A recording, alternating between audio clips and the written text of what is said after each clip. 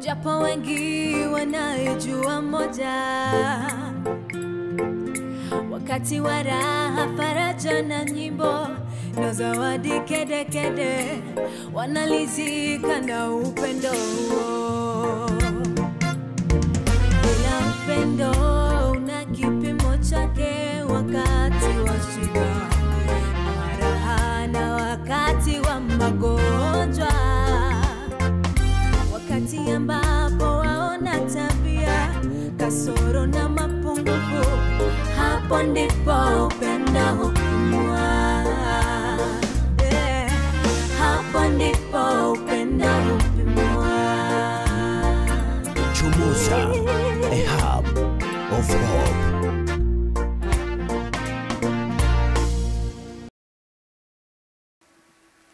Asante, na chukua daftari lako kama kawaida, tuweze kuendelea na sehemu nyingine ya baraka.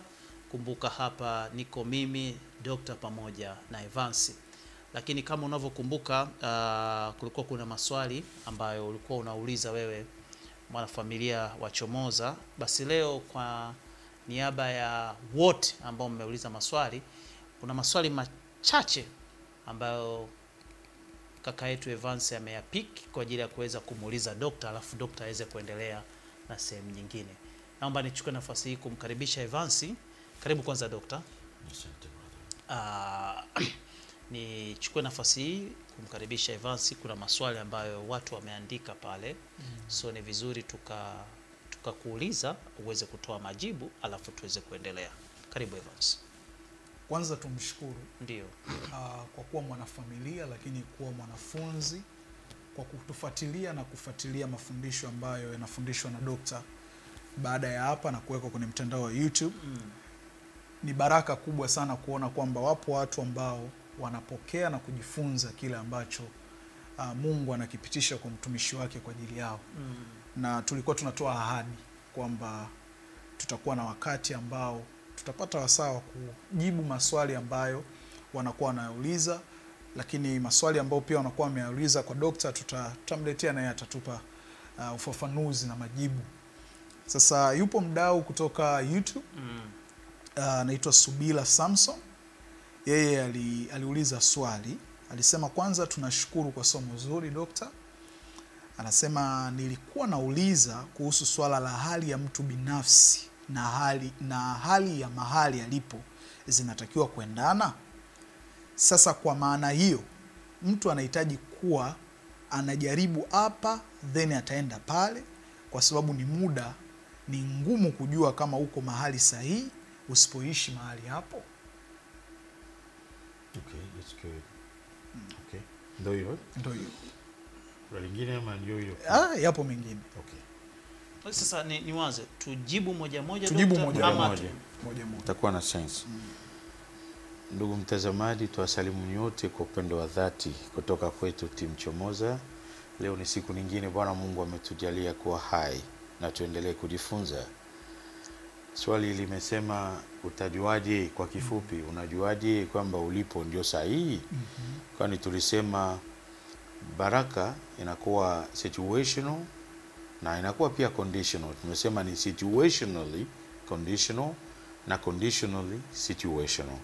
Hayo yote mawili inabidi yaende sambamba. Ukipay attention utaelewa kwamba kuna mkanganyiko. Ndio maana ndugu Samson amesema Subira what? Subira Samson. Samson, right. Subira Samson ameuliza swali hilo kwa sababu kuna mkanganyiko pia. Kama ilivyo tulivyogongana hapo kwa kutoka na kutenganishwa. So pay attention. Jibu ni simple. Najuaje kwamba niko mahala pangu? Najuaje kwamba hali hii ni sawa? Alafu hapa nilipo ni sawa? All right? Aristotle once said, nature does nothing in vain. Narudia. Aristotle, ni philosopher. Aristotle once said, quote, nature does nothing in vain, end quote. And he was right. Tunapoishi katika dunia hii, tuko katika nature. nature haikosei. Sisi tu ndo tunafanya mambo mengi in vain. Mambo mengi tunaofanya sisi ni batili. Unaweza ukakusanya sana, mwisho wa siku hata kutawanya unashindwa utatawanya wapi. Kumbe ulikuwa so selfish, so focused katika ego yako, ukusani, mwisho wa siku unakuta ni ubatili. Sasa unachanganyikiwa, ndio last day ya wewe kuondoka dunia hii. So sisi binadamu tunafanya mambo mengi in vain, lakini nature haifanyi chochote kile in vain, kama Aristotle alivyosema once, and he was right. Kutambua na kuelewa ulipo ni sawa, ulivyo ni sawa. Upasi kuwa muhusika katika mchakato wa hali wala mahala pako. Are you getting there? Mahala pema kwako mwenyewe uelewe umefika hapo vipi. Hali thabiti kwako mwenyewe unastaajabishwa ukoje hivyo. Kwa lugha nyepesi, mahala ambapo ulipo ni stahiki au kutumia juhudi wala jitihada zako kuwepo pale. Hali ambayo unayo au kujitahidi sana kuwa na hali hiyo ni matokeo ya universe kwako na nature yenyewe. Kuna watu wengi wanajitahidi katika kuhangaika kwao. Sequence hiyo inatokea pia mara kwa mara. Unakwenda kuhangaika, unasema nikifika Dar es Salaam tafanikiwa, nikifika Ulaya maisha yangu yatakuwa tofauti. Unafika Ulaya tayari maisha yako hivyo hivyo. Sasa kuna pale ulipo, kuna sehemu unapelekwa, haujaenda wewe. Umepelekwa bila juhudi wala jitihada zako. Umeshtukia hapo ndio umeoa, hapo ndio umeolewa, hapo ndio umepata kazi, hapo ndio umepata ajira, hapo ndio umeanza kuona pia tofauti maisha. Lakini ukisoma katika mafanikio, utasoma katika baraka hizo, wewe mwenyewe hujahusika in the first place. Hujajitahidi sana kuwepo pale. Utasoma hiyo hali kama circumstantial. Mambo yote yanayofanyika bila effort yako, nature inahusika kwa asilimia kubwa. Tuondokane na zana ya kuzani mabaya. Watu wananitakia mabaya. Ndugu zangu, ukiwa umebarikiwa, hata wale wanaozani wamekutesa wanakupeleka pabaya, wanakupeleka mahala pako. Kumbuka Yusufu, ndugu zake walizani tumemuuza. Kwanza walimdumbukiza kwenye shimo, wanaona hapa kuisha, tuondoke tuachane naye. Wamesha buni kabisa, watachana nguo zake, wanaweka damu ionekane wamekuta nguo tu, ameshaliwa. Baadaye wenyewe wale wanao plot against Yusufu, wale wanahusika kumtengenezea njia. Aliyebarikiwa azuiliwi, awekiwi kikwazo. Ukiona mtu analalamika, wananiwekea vikwazo, wananizuia njia, na kama ilivyo sasa hivi watu wanaona mabaya wao tu, wanaonizuia njia, Bwana waondoe. Ndugu zangu, aliyebarikiwa ana muda wa kusali namna hiyo. Yusufu, wale wenyewe wanaomblock, wanaompinga, ndio wanaomtengenezea njia. Wenyewe wakasema tumtoe hapa, tumuuze angalau aende mbali tu kwa Ishmaelite. Wamemuuza kwa uzao wa Ishmael, akaenda tena mbali zaidi. Walikutana naye na walimpigia goti kama ilivyokuwa ndoto. Ukiwepo mahali ambapo umepangiliwa haswa, hujajitahidi wewe kuwa pale, umejikuta hapo. Tuende swali jingine. No, tuweke clean. Okay. Jibu linaruhusiwa kuchukua hata wiki. Lakini swali inabidi iwe fupi. Okay, sawa. Watu wengi hatuko mahala petu kwani tunabuni. Umebuni sana kuwa pale ulipo. Ngoja daktari. Umebuni sana kupata cheo. umehonga sana ili ukae hapo. Ndio maana unapata pressure na stress. Nakuta hiyo zana kwa wanasiasa dunia hii kwa asilimia kubwa. Wengi hawana amani kivile. Kwa nini? Kwa sababu wanatafuta amani mahali ambapo amani haipatikani. Siasa haiwezi kuleta amani kwa maisha ya mwanasiasa. Amani inapatikana nje ya hapo. Evans ana kitu hapo. Yes. Hapo hapo kuna msemo wa Kiswahili unasema bahati umkuta aliyejiandaa. Na nikirejea ulichosema kwamba utakiwi kubuni sana kuwa pale ambapo unastahili kuwepo. Bahati umkuta aliyejiandaa. Kujiandaa si kutengeneza mazingira ya kuwepo pale ambapo unatakiwa kuwepo. Kuna wakati wewe uko sawa. Ukiwa sawa unaweza ukadictate kila kitu kinachokuwa ongoing. Ukiwa dereva alafu unafika wanakupa gari ambayo hujaiendesha. Utaliona hiyo gari ngeni mara ya kwanza. Wakikuelekeza unaanza kudrive, kwa kadri unavyo drive unazoea hiyo gari. Lakini kama hujui kuendesha gari, wakikupa gari utashindwa kuendesha. Kwa hiyo utayari wa mtu tutaiongelea pia katika mtiririko wa baraka. Ni tofauti. Hapa tunaongelea misingi ya baraka. Ili uwe wanasema bahati na mkuta mtu ambaye amejiandaa. Sasa walikuwa wanamaanisha kwamba unaweza ukapata bahati usipokuwa tayari inakupita. Usemi ule una maana hiyo. Yes. Ndio tuliosema pia. Unaweza ukawa mahala pema lakini hali yako inakusaliti. Yes. Ama unaweza ukawa na hali nzuri lakini ulipo panakusaliti. Kwa hiyo vitu viwili inabidi viende pamoja. Ukipata bahati kimekudia bahati, inabidi uwe na tayari pia kutambua ni bahati. Sikustahili, nimebahatika. Sasa ukibahatika alafu huko tayari, inakula kwako tu. Kama ilivyo sasa hivi ndoa nyingi watu ndoa za bahati lakini hawakuwa tayari. Sasa anapopata ndoa yenyewe haelewi kwamba alibahatika. Hana shukrani wala chochote, angalia anaona kwamba alistahili. Mwisho wa siku ata give up. So kifupi, ili uwe mahala pako, ndugu zangu mnaotazama, wale ambao unasoma kabisa kwamba maisha yako nafuu. Sasa maisha dunia hii ni unafuu. Au kutumia nguvu sana ili uwe na yule mwanaume uliye naye au mwanamke uliye naye. Ilitokea. Na waliodumu katika ndoa hawakufanya juhudi wala jitihada kubwa kutongozana. Ilitokea. Yeah. Ni chemistry. Ndio ilikuwa katika mwanzo. Effort zako zikiwa ndogo, sijakwambia usifanye tena effort. Endelea hivyo. Pambana, unahama pia kivyako. Pambana, ndo maisha ni dynamic. Lakini ikifikia wakati unaanza kuona mambo yanakwenda, wakati ule utagundua kwamba wewe hujahusika kwa asilimia kubwa. Hali imetokea. Mahala pako ulipotenganishwa kuwekwa, ulipotenganishwa na Mungu kuwekwa, ulipotolewa na Mungu kukaa, effort yako haipo. Israeli hawakujua wataenda wapi. Mungu alijua wanakwenda wapi, wao walianza safari. Walikuwa wana adapt kwa kadiri wanavyokwenda.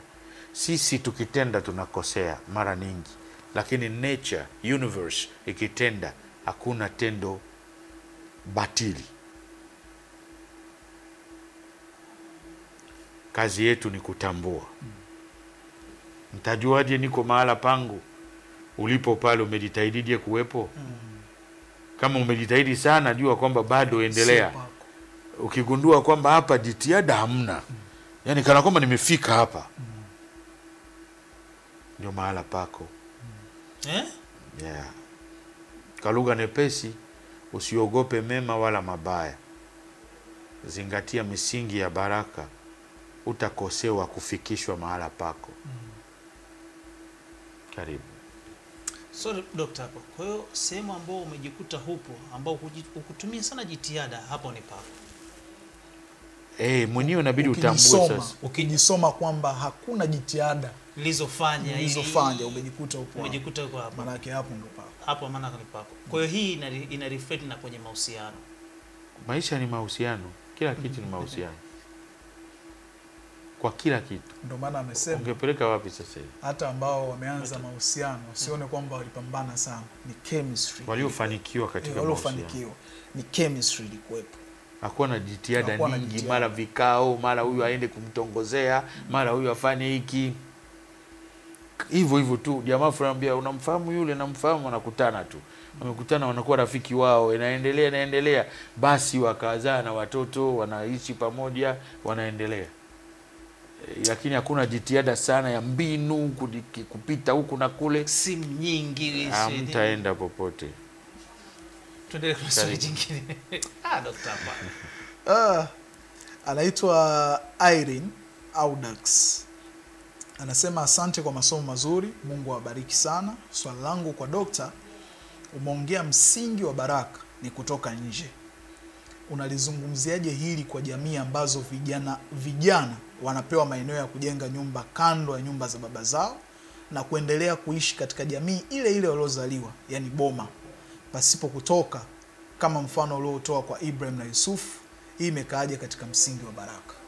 Hapo wanaongelea sio kutoka hiyo sana, ni situation hiyo.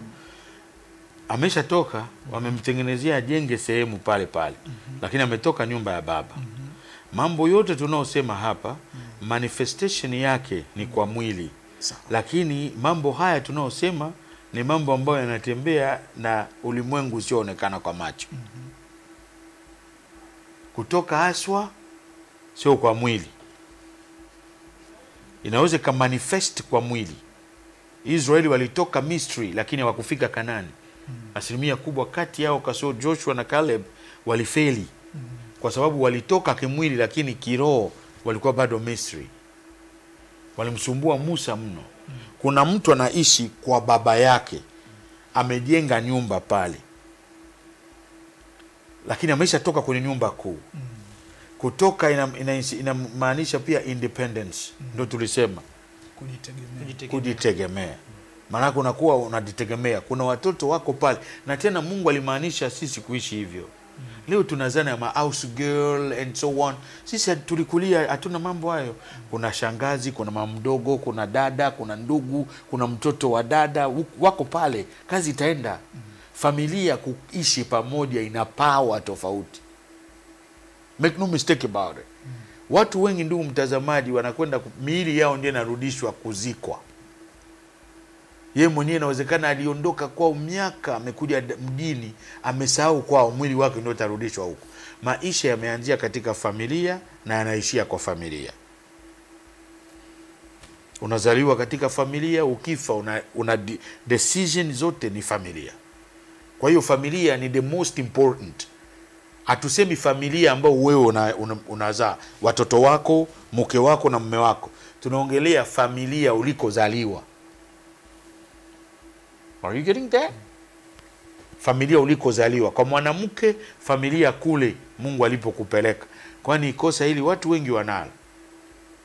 Mwanamke, familia ya mume ni familia yako. Ukweni ni kwa mwanamke. Kwa mwanaume ni ukoo wako sasa. Are you getting that? Yes. Mwanamke aliyeolewa akifa mwili utapelekwa kule aliko kwenda kuendeleza ukoo ule. Yes. Kwani watoto wako wana jina la ukoo ule. Na wewe kisheria una jina la ukoo ule. Ina maana mwanamke ukiwa na hesabu mama yake mume wako ni mkwe, umeisha feli. Ndio mama Mungu amekupa.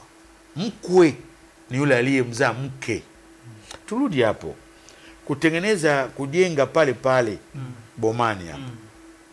Umetoka tayari. Inategemea fikra yako imekaaje. Kutoka hatujamaanisha uende mbali. Hata Yusufu alilenga kutoka Misri kurudi kwenda kukaa kwao.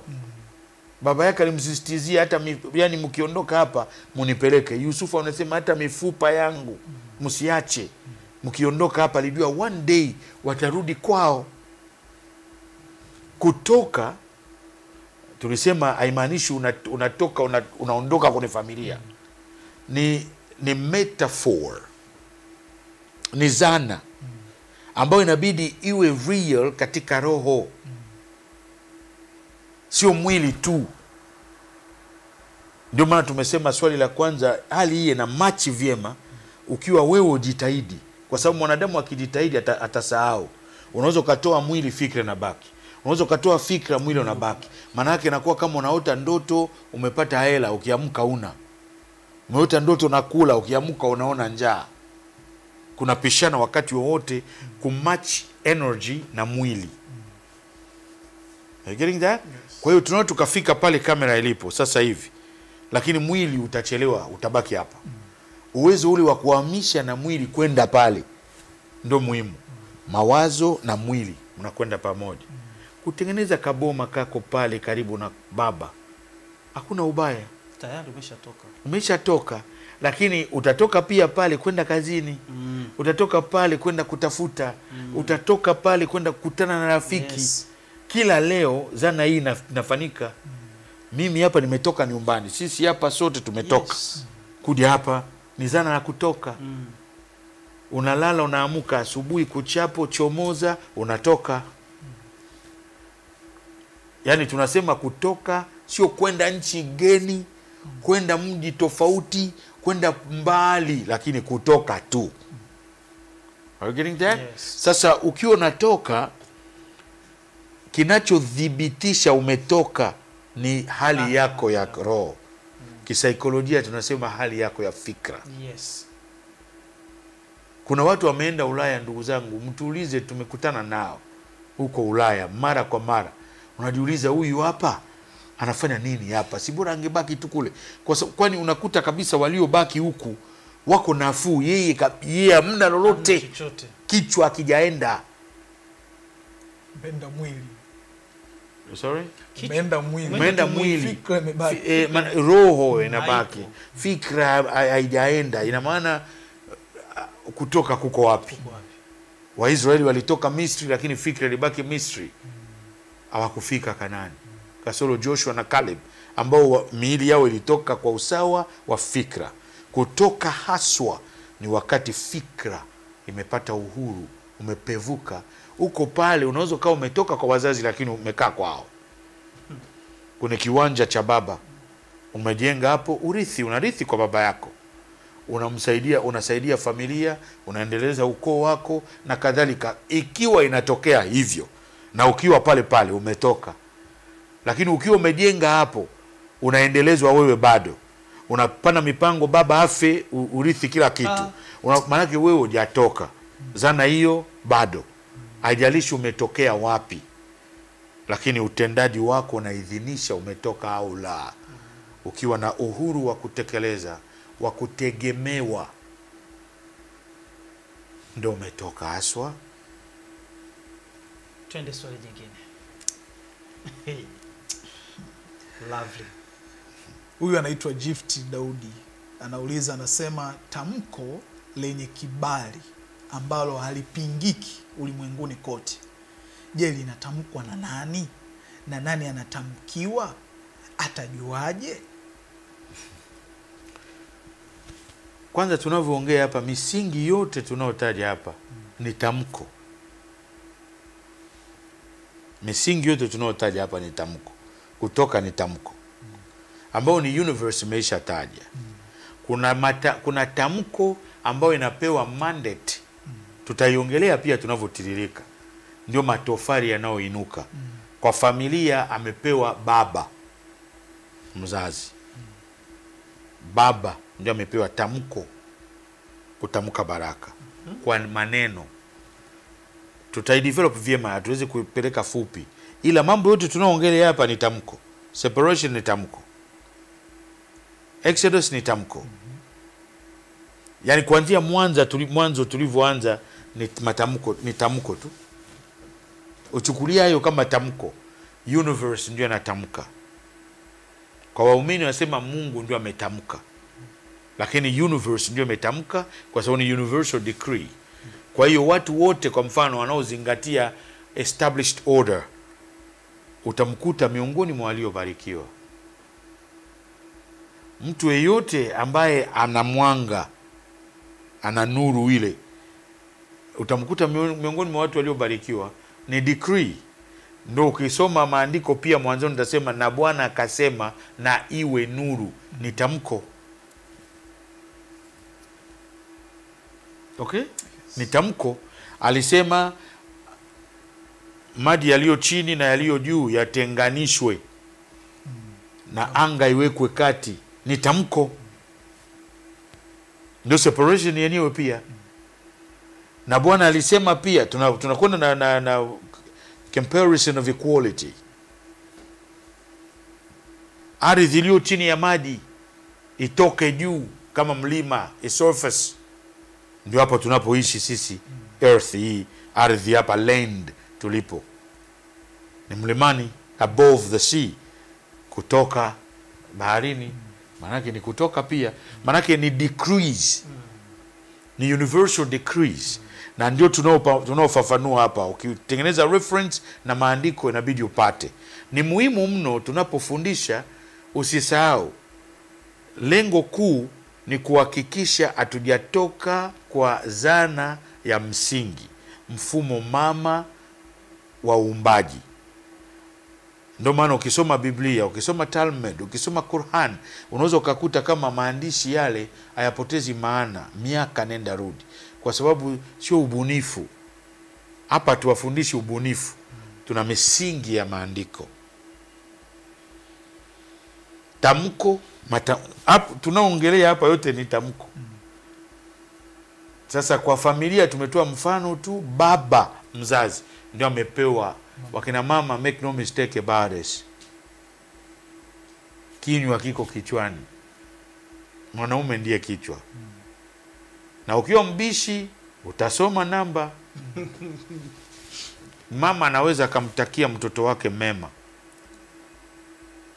lakini tamko ambayo itasikika, amepewa mandate mwanaume, baba ndio anaweza katamka. Awe hai, ametangulia mbele ya haki, sauti haifi. Ulikuwa unaelekea huko? Nilikuwa nataka niulize. Ndio niweke mwanga kwanza, usisahau. Wengine wanasema baba ishafariki, mama ishafariki. Unaweza kumheshimu mtu ambaye ishafariki, mwili ndio umefariki, sio yeye. Hapa Tanzania tukimheshimu Mwalimu Nyerere, tumheshimu yeye.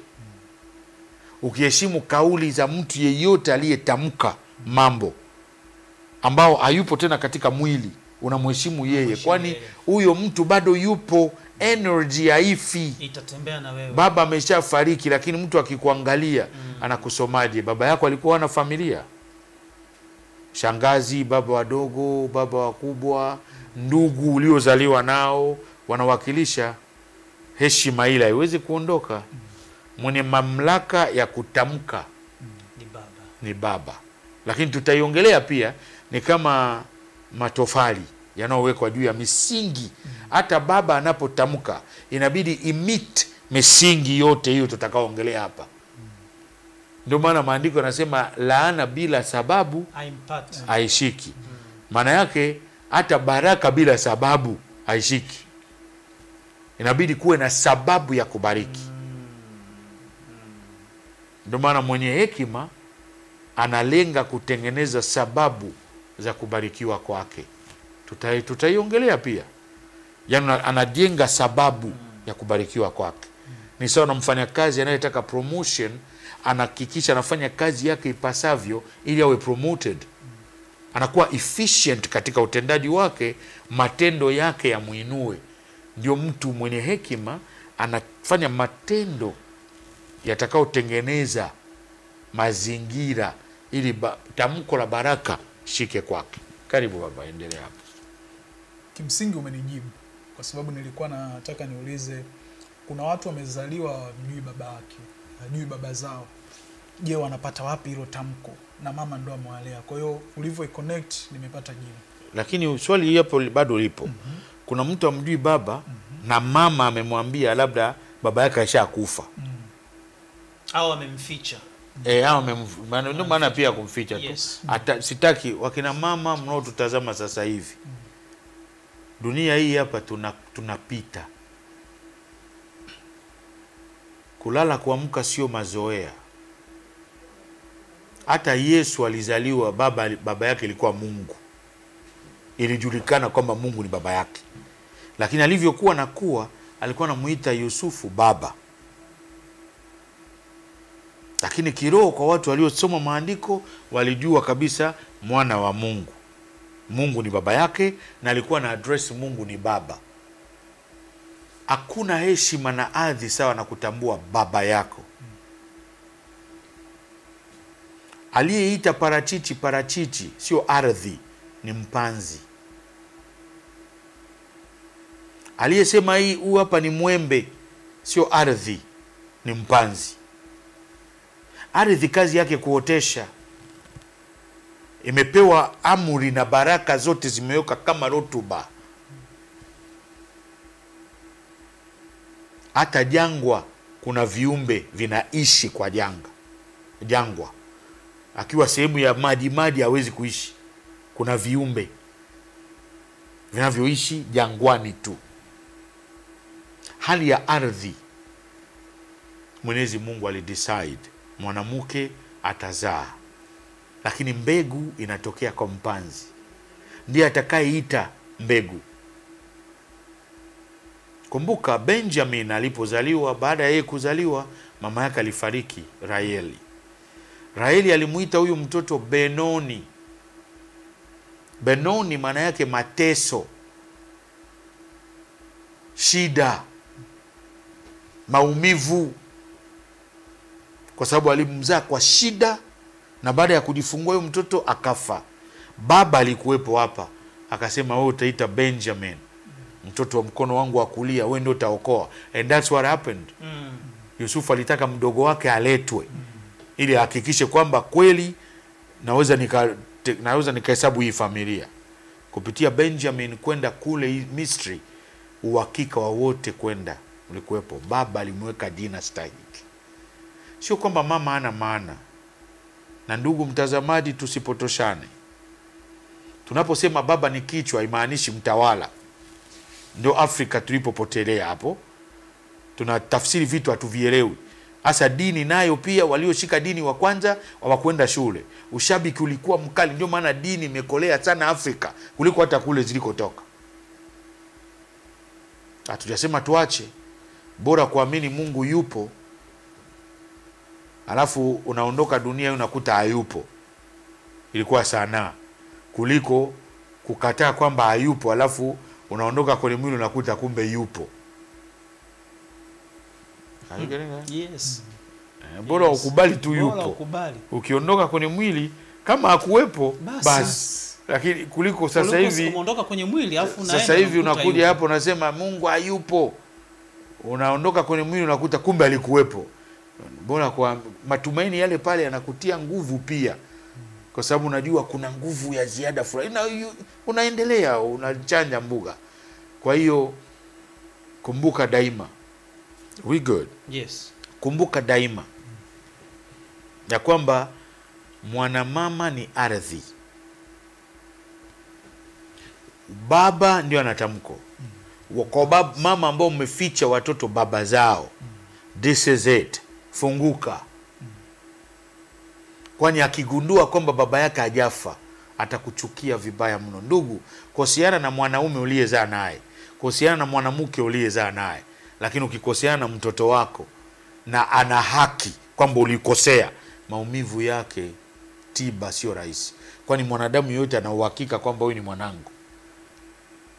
Una uhakika huyu kabisa ni mwanangu. Lakini mke unaweza ukaona tulikutana, mume tulikutana. Usitengeneze mazingira ya kugongana na mtoto wako zao.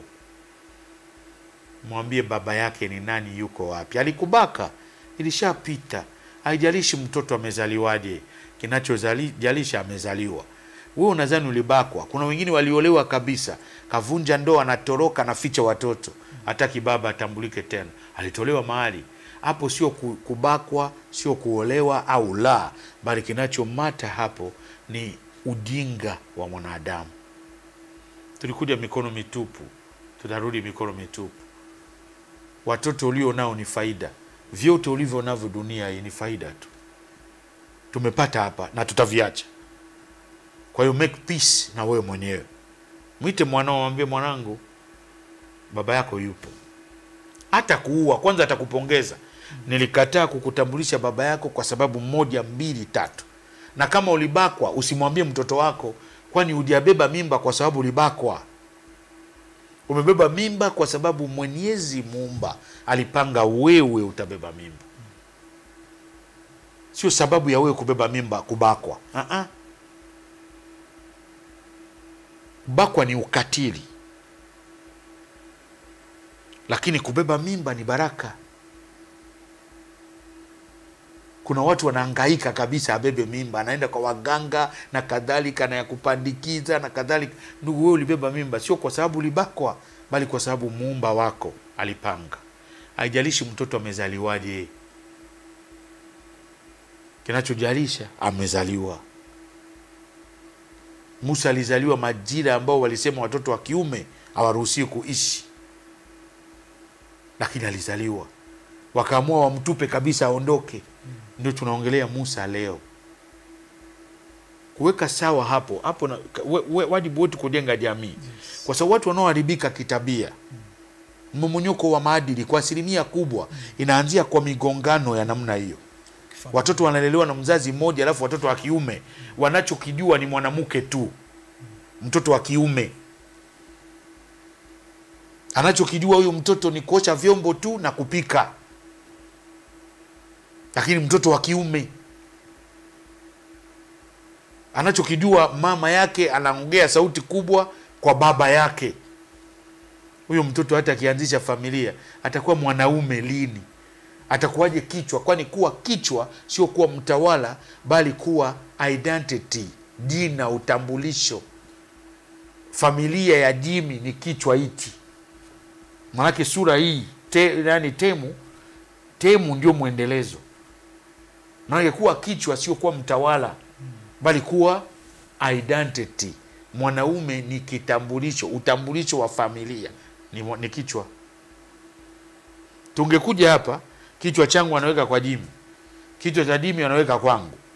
Wengi mtashangaa tu, Jimmy amekuwa mnene, akawa bonge kama kama dokta Alafu amerefuka, yani dokta amerefuka, lakini anakuwa mwembamba kama Jimmy. Unaona? Maana kichwa ndio kinaleta jina. Mwanaume wewe kichwa cha familia imaanishi ukanyage mke wako, utawale pale. Mtawala ni mume na mke. Wote wawili ni queen na king. Mnatawala kwa pamoja. Mmoja akipanda mwingine anashuka, mwingine akipanda mwingine anashuka. Hivyo hivyo ndio queen na king wanakwenda hivyo. Sio kwamba mwanaume ni kichwa cha familia. Nini wamsikii? Mimi ni kichwa. Mimi ndio kichwa. Kuwa kichwa, ndugu zangu, ondoa ujinga huo. Tulidanganywa sana na kutokuwepo na elimu. Elimu ni muhimu, kwenda shule ni muhimu mno, ili upate tofauti ya mambo hayo. Usifuate tu kishabiki. Kwamba kuwa kichwa sio mtawala. Kichwa ni kuwa utambulisho. Utambulisho ndio kichwa. Baba ni utambulisho, identity wa familia. Wale ambao hamjui baba yao, hawajui baba yao, mama yako kama yuko hai, umuoji baba yangu ni nani? Baada ya kipindi hiki umuoji, alikwambia ishakufa, familia yake iko wapi? Mimi sitaki kujua bwana, mimi mambo siyapendi. Usiniulize kuhusu babako. Baba unaongea kama mama alivyo anaojua. Usiniulize kuhusu babako. Kwanza alibia maisha yangu. Umwachie pale. Mwachie siku kadhaa umuoji tena. Atakujibu. Usikuzozane naye. Kama hayuko tayari kukujibu ni mama, umwache. Na baada ya muda, sio siku hiyo hiyo, unaacha siku kadhaa unamuoji tena. Mama yako si ana ndugu? Akikomaa asiseme unapita kwa ndugu zake. Kwani wewe umezaliwa na baba na mama, na maana familia pande zote una share, lakini unarithi kwa baba yako. Hata ulikuwa adopted, yule aliyekuwa adopt ni baba yako. Dr. Eka nukta. Maswali ya Ishaji. Kwa maswali mengine tuyajibu. Nadhani tuandae, tufanye hivi. Hiyo. kwa sababu Bwana anatujalia wiki ijayo pia tuendelee na kujibu maswali. ili tukija kutiririka watu wawe na mwanga kamilifu. Isije kawa watu hawaelewi, ndio maana ninachukua muda kujibu. Swali ni fupi, jibu inabidi liwe ndefu na upana wake wote. Tumefika mwisho ndugu mtazamaji kwa siku ya leo. Kumbuka tunaongelea baraka. Watu wengi tunahangaika baraka, tunatafuta baraka. Ni muhimu mno tuelewe kwamba kama ndugu alivyosema, nani atatamka? Universe imeisha tamka. Na kwa familia baba ndio anatamka. Amepewa mamlaka ya kutamka. Lakini kutamka kote inabidi misingi izingatiwe. Unaweza kutamka inabaki tu wish isipo meet misingi. Ni sawa na kuinua tofali pasipo na misingi. Uimara hakuna. Unaweza kaona kama mtu ameenda vizuri kwa muda kisha anaanguka. Tuwapenda daima. Mungu muumba, ubariki Tanzania na uongozi wetu wote. Dumisha amani, umoja, undugu. Viongozi wajaze hekima kutuongoza kwa usawa mapenzi yako. Mchakato wa uchaguzi tangulia kila hatua. Amani ndio ilindwe zaidi ya yote. Mwenyezi Mungu muumba wetu, ibariki East Africa Community na uongozi wake, bariki Afrika na uongozi wake, bariki ulimwengu wote na dumisha amani. Mwenyezi Mungu ibariki Clouds Media Family na uongozi wake wote. Bwana Mungu ibariki Chomoza na uongozi wetu. Bwana muumba kubariki ndugu mtazamaji mpendwa na wakwako wote. We love you dearly and always will do. May God bless and keep you safe. See you next Sunday, God willing. We love you. Thank you. Naomba tupate break, alafu utakwenda kumtazama Pastor Olivia. Daima upendo una sura mbili, japo wengi wanayojua moja. Wakati wa raha, faraja na nyimbo na zawadi kede kede, wanalizika na upendo huo. Bila upendo una kipimo chake, wakati wa shida, raha na wakati wa magonjwa. Wakati ambapo waona tabia, kasoro na mapungufu, hapo ndipo upendo hupimwa. Hapo ndipo upendo hupimwa. Chomoza.